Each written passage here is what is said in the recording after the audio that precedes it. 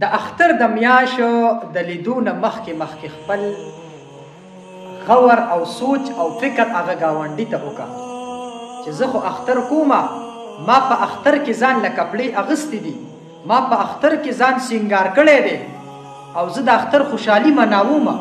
خو چېرته ما د ګاونډي سوچ وکړو چې آیا زما ګاونډي به اختر مناوي که نه، زما د ګاونډي به وس کېږي که نه ځان له بې کپړې اغوستې وي که نه، زما ګاونډي به ځان له بیزار اغوستې وي که نه، زما ګاونډی به اختر څنګه کوي.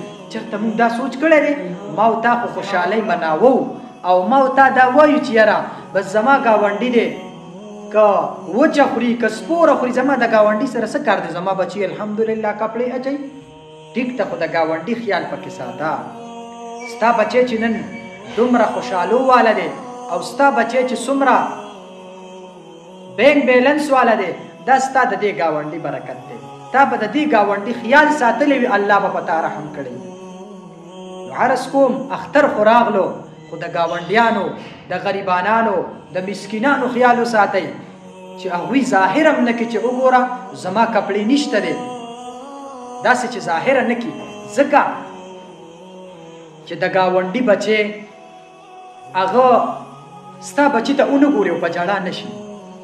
د ګاونډي د بچو خو خیال وساتئ، کم از کم د غریب سړي خیال وساتئ چې په ګاونډ کې دی غریبانان دي، هغه خواله ورشه د اختر خوشحالۍ ورکه هغه.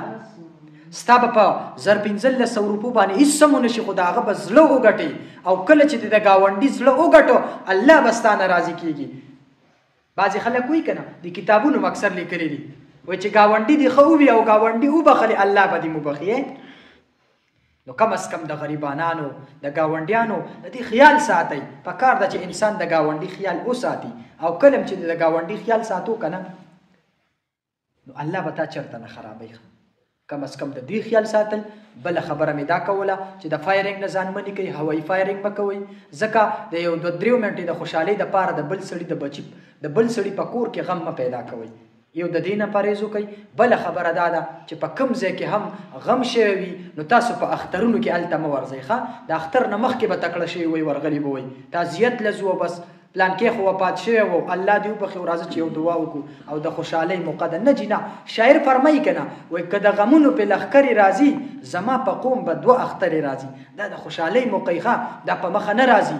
نو تاسو چېرته غم راځي مه کوئ د خلکو سره، خوشحالي مناوخئ په دغه ورځ باندې. په دغه ورځ غم مه تازه کوه چاله. ورشه چې چاله خوشحالي نشي ورکولی هغه له غم مه ورکوئ. چې خوشحالي نشي ورکولی غم وله مه ورکوئ. دا څو خبرې مې وکړي، الله جل شانه دې په عمل کول اسان کړي.